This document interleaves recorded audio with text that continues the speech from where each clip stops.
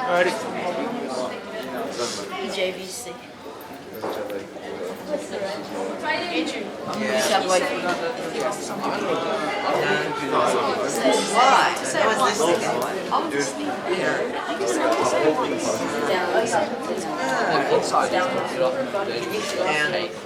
Alright guys.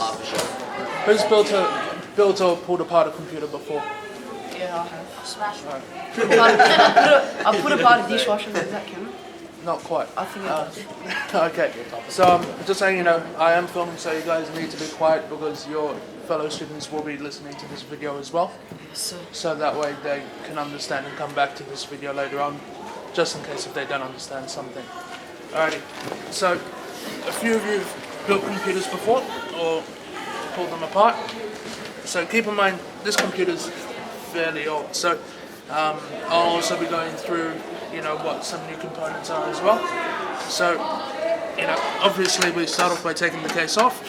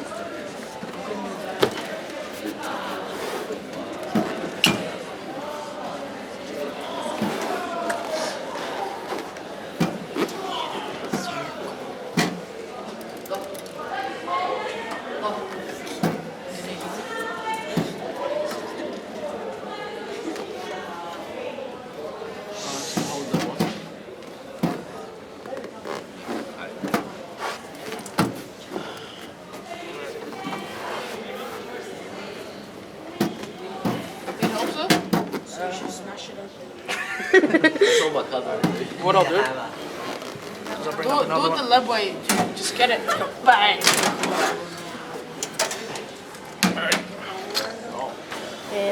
So that's what a computer looks like all opened up.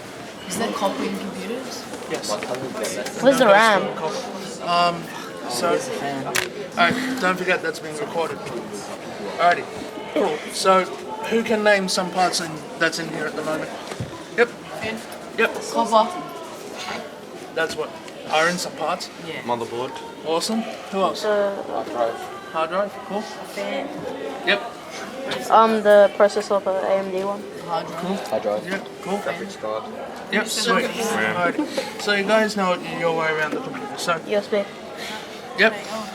Cool. So this is a fairly old computer because they use IDE cables. Now these days a lot of computers use SATA cables, which are a lot smaller and a lot thinner, so that way you can easily manage your cables within the system. This here, it's actually two components. That's what a processor looks like underneath. These pins will line up with these holes in the actual processor slot within the motherboard.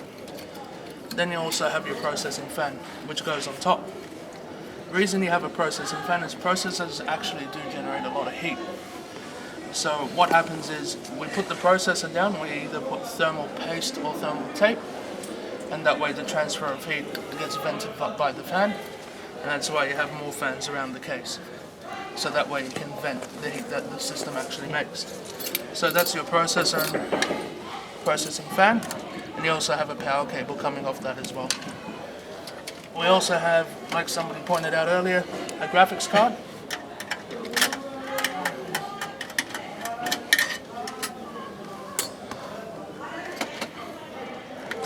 So that's what they look like there.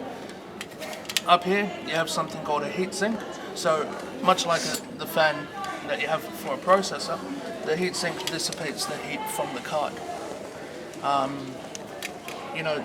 lot of the newer video cards also have fans sitting on them. They could have up to 1, 2 or 3 fans on them, sometimes even 4, but they're massive cards. They actually plug into this slot here. Some systems can actually run 2 or 3 cards as well. This slot on the motherboard is usually called a PCIe slot, so that's PCI Express. Any questions at the moment? No? Okay. Also, typically on the back of your video card as well, you have a few different ports on the back. So you have your standard VGA and then another component there. And like I said, a lot of the newer cards also have HDMI or even multiple HDMI outputs as well. The RAM's been taken out of this computer. Move this cable so you can all see. You have your RAM slots here. So usually they're colored slightly differently. Depending on the motherboard, you are limited to how much RAM you can put on there. If you put more on there, it's simply not going to pick it up. So basically, with RAM, you just stick it in and you push down, and then you'll hear the two clips come up, and that means that you've seated the RAM. The motherboards too also get a little bit warm, and that's why you have a heatsink on the motherboard as well. You'll notice a small battery here. That battery there is for a system that runs within the motherboard called BIOS. So BIOS basically tells the computer how to run. So, you have BIOS will say to the computer, you have to. Anybody know what a boot order is? No? Okay, so when you turn on your computer, you'll notice certain things turn on at certain times. So, you'll notice, for example, your DVD drive, your CD drive, your Blu-ray drive will turn on first, and then your hard drives will turn on, and so on and so forth. BIOS tells the computer to do that in that order. It also takes care of, times, dates, and a whole host of other things. And that battery there actually helps that, some people run into problems with their computer, and the older computers, they simply replace the battery. They're good again. Alrighty. Like I said earlier, these cables here aren't really used anymore, but they're called IDE cables. They've been replaced by SATA, which literally the cable's about that wide, and it can transfer data at higher speeds as well. Right. Something in this computer that you wouldn't really see anymore would be a floppy drive. Any of you kids remember what a floppy disk is, or been around for a floppy disk? Yep, cool. So, floppy disks actually predate almost anything.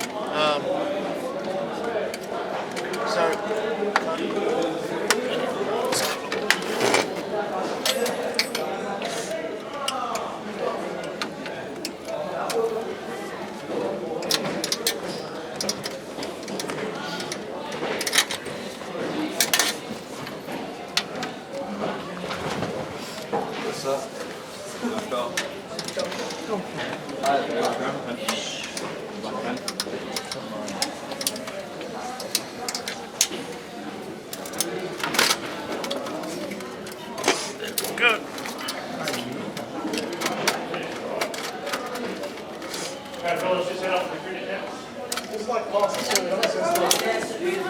So that's what a floppy drive is.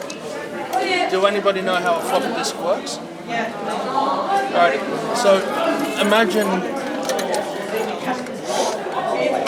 you know how the floppy disks are square?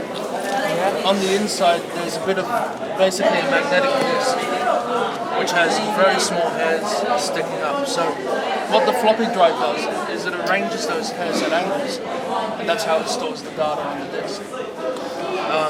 And that's way before CDs and all that sort of stuff. Then you have your hard drive. There are two types of hard drives at the moment. Solid state? Solid state, exactly. And then you've got your plated hard drives or your hard drives. Do you know what's the difference between solid state? Solid state has no moving parts. Awesome. So if you install Windows on it, you can boot up Windows in a couple of seconds. Exactly that.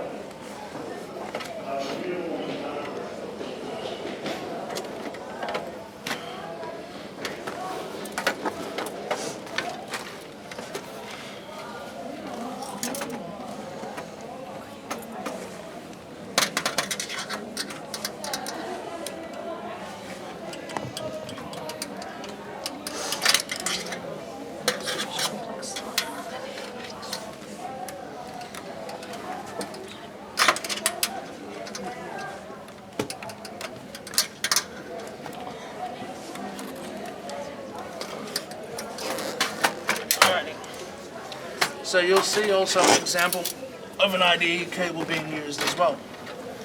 So the IDE cable is actually used to transport the data from the hard drive to the motherboard, being helped out by the RAM to access that data, and then being shown on your screen by your video card. The processor also determines how quickly that all happens as well. So, like I said, that's your hard drive. What you have here is you have your IDE cable. You also have what they call the order of the hard drive. So you could have, it doesn't really apply to the newer hard drives, but these older hard drives you could have a slave, a master hard drive, and basically that helps with the priority of things. And then you have your power as well, which are these 4-pin connectors here. Alrighty, let's see what else we have here. Alrighty, that's going to be a bit of a trouble to bring out, but that's what you call a PSU or your power supply. Depending on what you're running in your computer, determines how many watts you need. So my computer at home runs off 1,000 watts, and that's because it's a high-end gaming CAD type computer.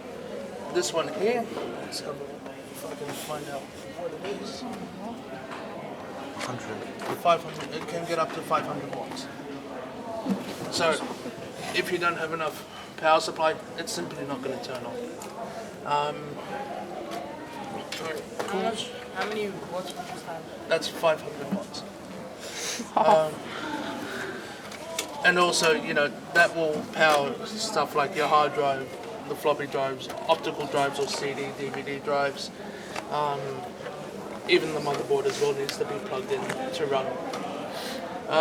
Any questions so far? No. Good job, man. So like, now with all the newer computers, they come with all that just in the screen. Is that because now everything has been smaller? How do you mean? So you're talking about the single profile Yeah, screen like the computers? all-in-one. Yeah, so components have come smaller. So if you look at, for example, the iMacs, you know, they figured out a way to put the motherboard on the back of the screen and, you know, minimizing the size of RAM, and solid state hard drives played a big part in that as well, because if you have a look and see how massive these things are, you know, even laptop drives are smaller than this again. So, you know, technology is getting smaller and more affordable at the same time as well. Where's the RAM? It was taken out before I got to it. RAM sticks are usually about that long and about that high. And they basically look like a big microchip with a gold lining underneath.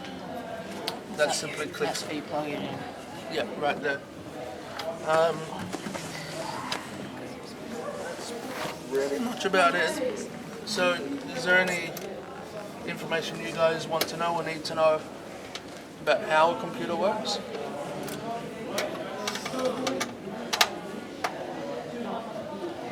What are you gonna do with that one? I'll have to figure out how to open that one up. Smash it. Can't smash it. Break it inside.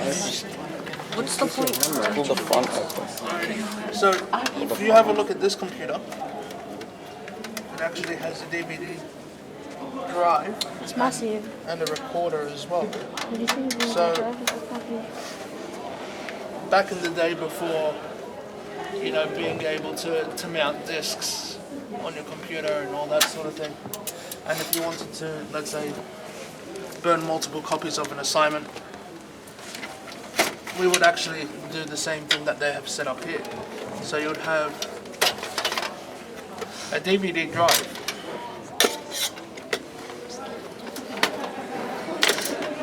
connected to a DVD burner. So you'd have the disc that you want copied in here, and then you blank in there, and it actually reads and burns from that one there.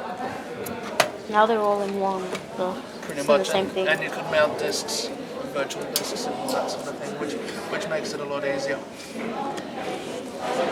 That's it. Alright. So once again, is there anything else you guys need to know or want to know on how stuff works, or more about the actual components? anything like that? What are all these things for?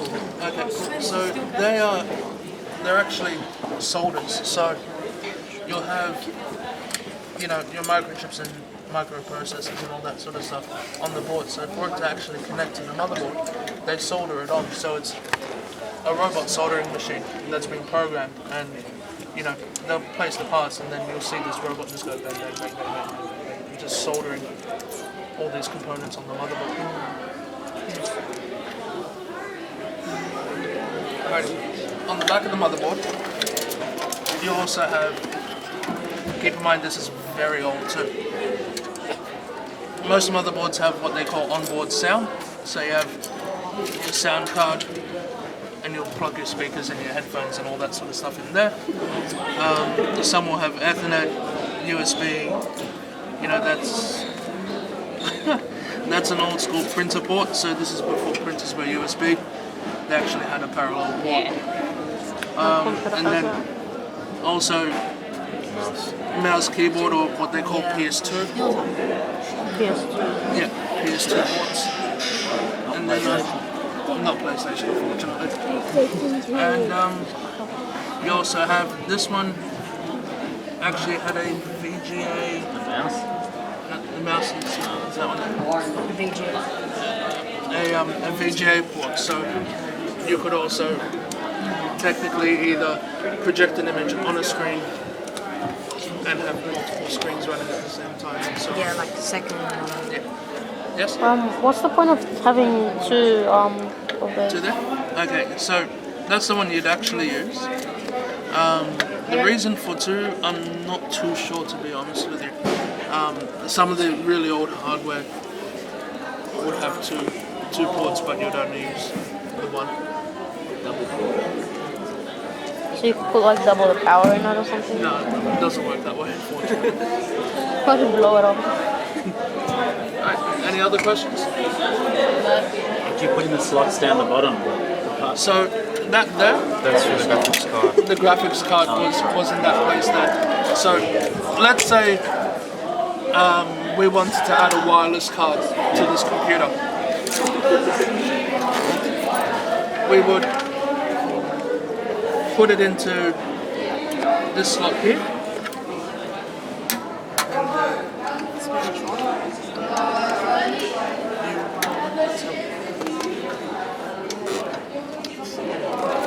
Oh, you can add stuff to it, that's nice. Yeah, so the big thing is with PCs, you can always add components. So if a component, let's say if your hard drive stopped working, you can pull it out and put a new one in. Same with RAM and video cards and all that sort of stuff. Exactly. So instead of having to buy a whole computer, basically.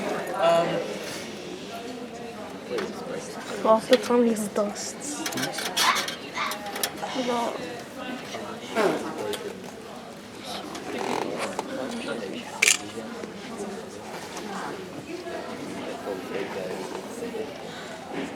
Okay, they're riveted.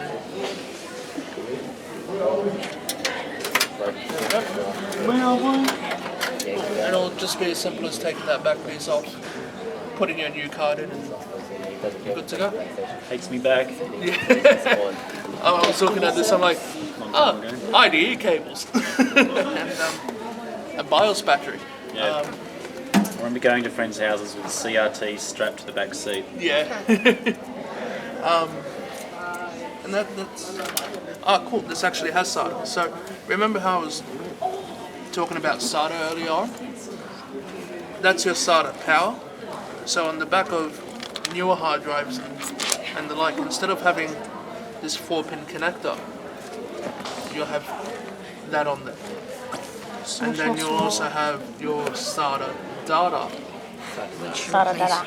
Which replaces. which replaces that ring there. And it's the same sort of setup as well. That's pretty much about it. Unless you guys had further questions or anything like that. Can we pull apart a new computer? I don't know if the school would want to pay for a new computer to be pulled apart. You just watch that one. My cousin is already half what? Good game. You pay for your own to pull apart. Was over 100 prisons. separate. How come there's no wire cooling? What's that, sorry? Wire cooling. Wire cooling. Because the wires wouldn't get that hot. Because that's the whole thing when you have voltage and wattage are two separate things. So that's probably something to discuss with Sir later on. Because voltage and wattage when it comes to electricity are two separate things altogether, and that comes down to how electricals heat up and all that sort of thing. Cool. How does water cooling work? Water cooling. Okay, so the way water cooling works is this is a fan-based system. So water cooling would have, for example, you'll have heat sinks on your hardware like this, and you'll stick a radiator on top. So the radiator will actually take in that heat, and the heat will be passed through the water system, and the heat will be expelled from the back of the computer like normal. And that's it.